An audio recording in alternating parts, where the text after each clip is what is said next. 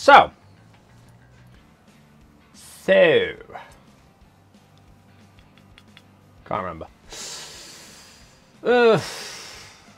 Never know how to start these things.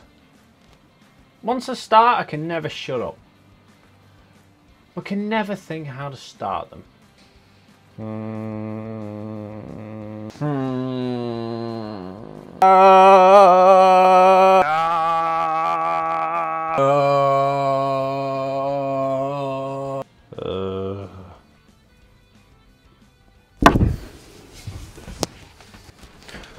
Nope, nothing in there either.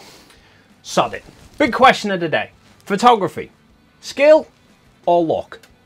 So I've seen a lot of comments online from people saying that, you know, photography is more luck than judgment, that it's just a case of being in the right place at the right time rather than actually knowing what you're doing. And I'll be honest, there have been times where I could be standing right next to somebody else with the same sort of camera as me, taking pictures of the same object. But just that split second difference between when I push the shutter to when they push the shutter gets two completely different images. And they'll usually say, oh, you know, you were very lucky there. And yes, sometimes it is more luck than judgment, because sometimes something happens so quickly, you can't even react fast enough to process what's actually going on. You just kind of instinctively push the button and hope for the best. You know, you've got to have a bit of knowledge and a bit of skill to be able to have the settings in place, have the camera set up to track a subject properly. Yes, firing the shutter at the exact right moment is a bit more luck than judgment, but it's far more likely that a highly skilled photographer could get that shot without any luck than a non-skilled photographer could get that shot with just luck. Now, if you're in, say, a studio environment, something where you control all the aspects, you know, you control the light, you control the subject, you've got the time to be able to set the shot up, that is purely skill. There's very limited luck in any of that. It's all skill, because you preempt, you forward think everything. You can take the time to position things how you want, you can take test shots.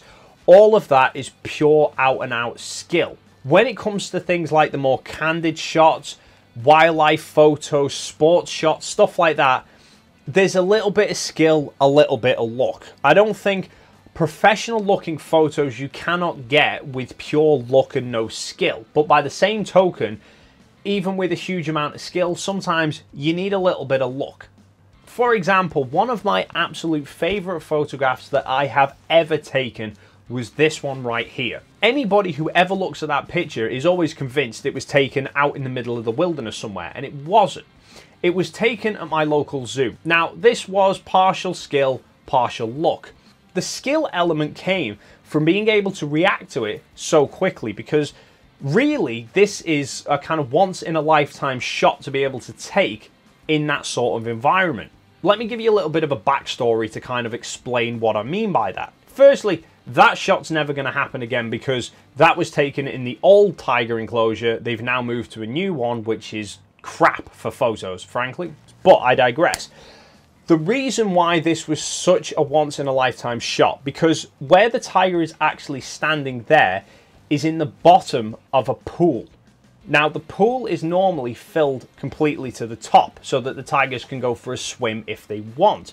But on this particular occasion, the pool had been drained because, unbeknownst to any of the public at the time, the tiger was actually pregnant with cubs. So the zoo had drained the pool in order to make sure that there was no chance of the cubs drowning.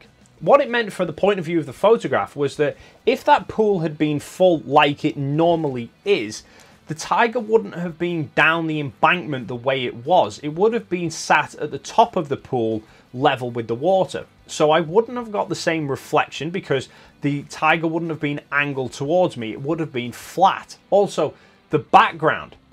If I was to angle that shot a couple of degrees up, you would actually see a chainmetal fence and an old Victorian building on the far side of the enclosure, which doesn't make for a photograph that looks like it's in the wild.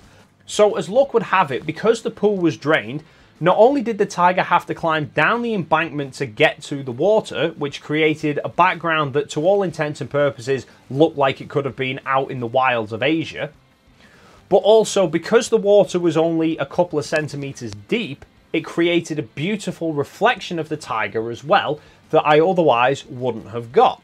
And the whole thing was just right place at the right time, because on that day, the zoo was very quiet. There was barely anybody else there. I happened to just be walking past the enclosure. I wasn't even sat waiting for the photo to happen. I was walking past the enclosure, glanced through a kind of 2-foot gap in the bushes, and saw the tiger having a drink. So I already had my 70-200 fitted, ready to go. I was able to get nice and close to the fence, was able to zoom in and use the wide aperture to completely blur the fence so you can't even really see it.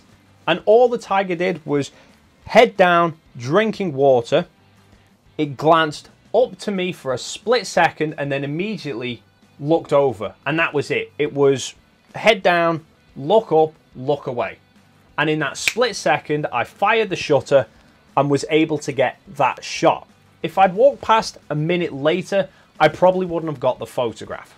But by the same token, if that incident had happened back when I very first started learning about photography and I was basically completely unskilled on the matter, I wouldn't have got the same shot or even got a shot at all. I probably would have either got the exposure wrong or, you know, would have had too deep a depth of field so the fence would have been in view, or I would have just been playing around with settings and not got a photograph at all.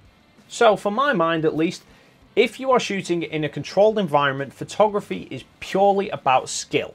If you are in an environment that you don't control or you only partially control, then yes, there is a degree of luck in there. However, being skilled gives you more chance of getting lucky.